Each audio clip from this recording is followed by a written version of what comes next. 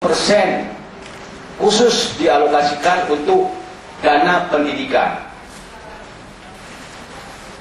Apakah dana 30% itu sudah tersalur dengan baik dan terencana?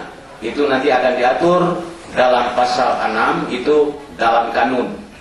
Kemudian 70% itu dibiayai untuk program pembangunan, dan itu pun akan diatur dalam kanun.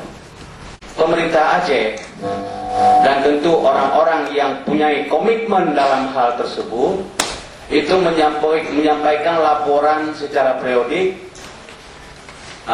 baik kepada masyarakat maupun dalam laporan paripurna berikutnya. Jadi yang jelas kesimpulan daripada pasal 78 ini, itu dana yang diberikan dari pendapatan anggaran belanja Aceh itu 30% untuk pendidikan dan 70% untuk dana pembangunan. Inilah yang akan diatur dalam kanun. Pendidikan yang 30% itu dikemanakan saja. Kemudian dalam pembangunan sektor apa saja. Demikian dan terima kasih. Bisa sih pada beberapa poin tadi, mulai dari ayat 1 sampai ayat 7.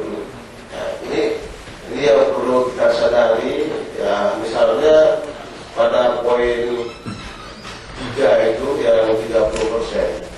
Saya masih ragu 30% itu 30% dari 100 miliar yang diambil satu hari, misalnya dari contoh dari PT Agro misalnya, itu kan 100 miliar satu hari. Itu prediksi orang-orang lah mereka. Tapi prediksi dari para pemerintah 23 miliar per hari. Kita ada mendapatkan